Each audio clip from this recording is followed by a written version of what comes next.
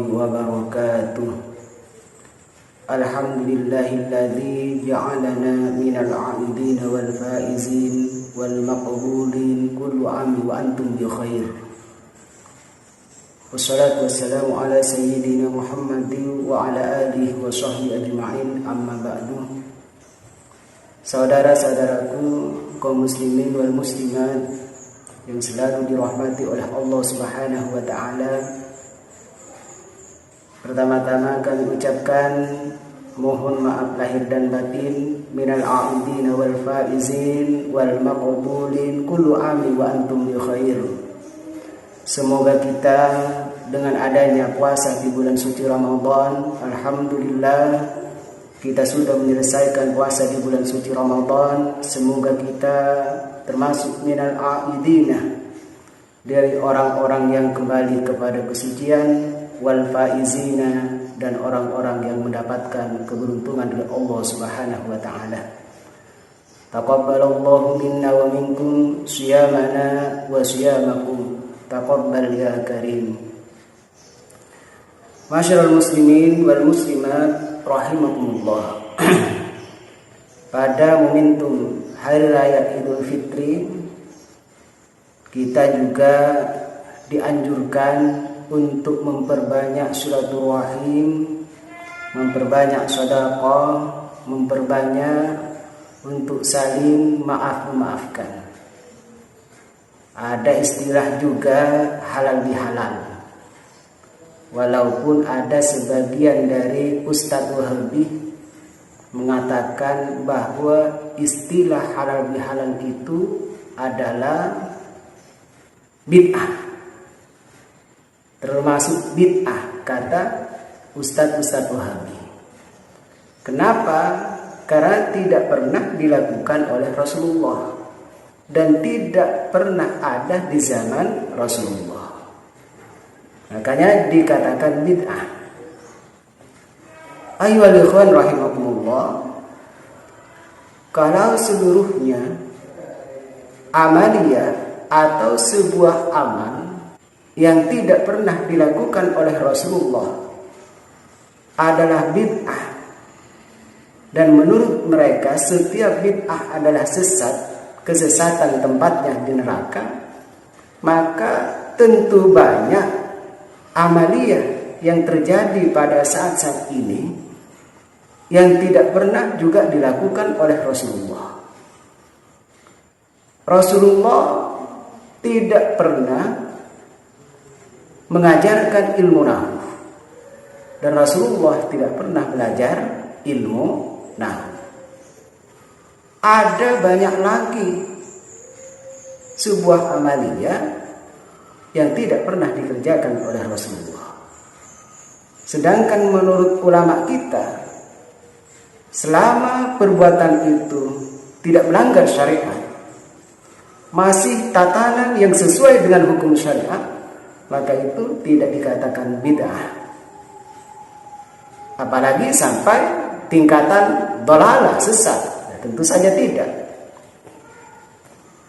Jadi punya pengertian man sanna sunnatan hasanatan, artinya yang memulai kebaikan itu, orang yang memulai kebaikan itu juga hal yang mensunnahkan tentang kebaikan. Nah, selama dalam masalah itu, selama nilai itu masih ada nilai kebaikan, dan itu permulaan yang pertama kali, itu namanya bukan bid'ah. Karena kebaikan itu selalu dianjurkan oleh Allah Subhanahu wa taala dan selalu diperintahkan oleh Rasulullah sallallahu alaihi wasallam. Rasulullah bersabda, "Badiru bil a'mali shalihah." Segeralah kalian untuk melakukan amal-amal yang saleh. Amal saleh, amal itu kalimat jamak. Setiap perilaku yang baik itu termasuk amal shalihah. Dan itu beraneka ragam dan banyak macamnya. Selama itu perilaku amal-amal yang soleh, maka di situ sudah jelas hal yang dianjurkan dan diperintahkan oleh Allah Subhanahu wa taala dan diperintahkan oleh Rasulullah sallallahu alaihi wasallam. Termasuk istilah halal bihalal. ulama Wahabi itu mengatakan bid'ah, tidak ada ajaran dari Rasulullah. Sebenarnya apa isinya sih? Halal bihalal itu kan talabul halal bil halal. Artinya mencari kehalalan dengan sesuatu yang halal. Masa itu bid'ah? Halal bihalal itu siapa penggagasnya? Dan sebabnya itu apa? Sehingganya memunculkan istilah halal bihalal. Pada tahun 1945 kita tahu sebagai warga negara Indonesia bahwa Indonesia adalah waktunya untuk merdeka, dan kemerdekaan dirangkul oleh negara Indonesia, dimiliki oleh negara Indonesia.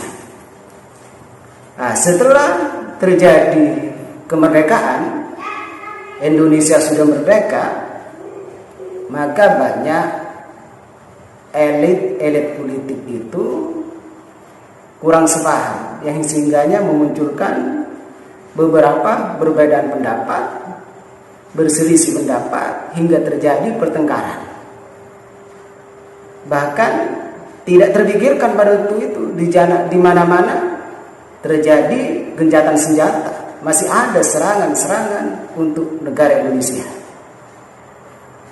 Akhirnya pada tahun 1948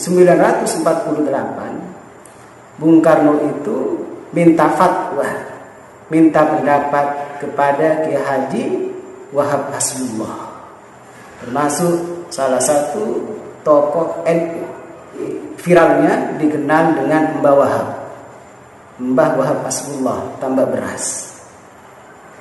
Bung Karno minta pendapat, minta fatwa dari Mbah Wahab untuk mengatasi bagaimana orang-orang yang ahli politik, orang-orang elit, bagaimana juga bisa tidak saling selalu melakukan perdebatan, untuk saling tidak saling salah menyalahkan, untuk sepaham, satu pemahaman demi tegaknya dan bertahannya kemerdekaan negara Republik Indonesia. Akhirnya Mbah Wahab itu punya gagasan untuk diadakan satu forum, satu pertemuan, agar mereka bisa berkumpul bersama. Hanya kata Bung Karno, itu kalau masalah kumpul sudah biasa. Silaturahim kata Bung Karno, sudah memang sering dilakukan silaturahim. Tapi apa gagasan Mbah Wahab itu? Kata Mbah Wahab, bukan sekedar nama silaturahim, tapi berilah nama dengan nama halal bihalal. Jadi penggagasnya sekaligus pencetusnya halal bihalal itu adalah Mbah Wahab Hasbullah. Apa sebabnya bisa terjadi istilah nama halal bihalal? Artinya supaya mereka bisa satu tujuan, bisa rukun kembali, satu visi dan misi demi negara Republik Indonesia.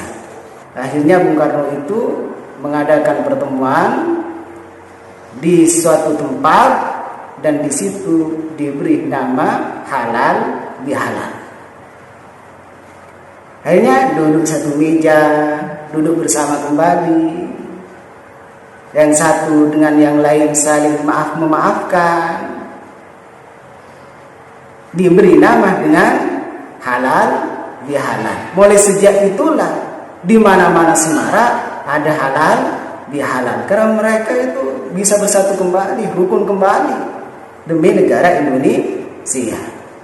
Maka dari itu, dengan halal bihalal itu jangan sampai kita membid'ahkan. Apa isinya? Isinya agar kita selalu minta maaf, memaafkan dengan satu sama yang lain. Dan sebenarnya itu memang tidak ada ketentuan-ketentuan khusus untuk kita minta maaf. Kapanpun, dimanapun boleh. Apakah salah kita mengadakan halal bihalal? Ya tidak salah. Bahkan itu juga baik. Apakah salah kita minta maaf atau memaafkan pada momen hari raya? Tidak salah, bahkan itu juga sangat baik, dianggap baik. Karena itu salah itu, kezaliman itu kepada orang lain jadi kendala nanti di hadapan Allah Subhanahu wa taala. Pencetus atau penggagas pertama istilah halal bihalal adalah membawa hasbullah. Terus apa isinya yang sebenarnya? Kita banyak silaturahim, mengadakan halal bihalal pada momen hari raya. Kita bisa saling memaafkan. Rasulullah Shallallahu Alaihi Wasallam bersabda, "Man kanat indahu mazlamatun li akhihi, falyatahallalhu minha." Barang siapa yang punya kesalahan kepada saudaranya, atau ada kezaliman, pernah menzalimi saudaranya, falyatahallalhu minha, maka hendaklah dia meminta kehalalan darinya. Artinya meminta maaf. Jadi momen hari raya Idul Fitri itu kita sebenarnya minta maaf atau saling memaafkan. Fa innahu laisa tamma dinarun wala dirhamun min qabli ay yukhadha li akhihi min hasanatihi. Karena sesungguhnya di sana di akhirat, nanti di akhirat, laisa thamma dinarun wala dirhamun, di sana tidak ada dirham, tidak ada dinar untuk menebus kesalahan kita. Sudah tidak ada di sana. Maka sebelum kebaikan kita diambilkan, diberikan kepada orang yang kita zalimi, maka sepantasnya kita sebelum sampai pada akhirat di dunia kita untuk saling memaafkan.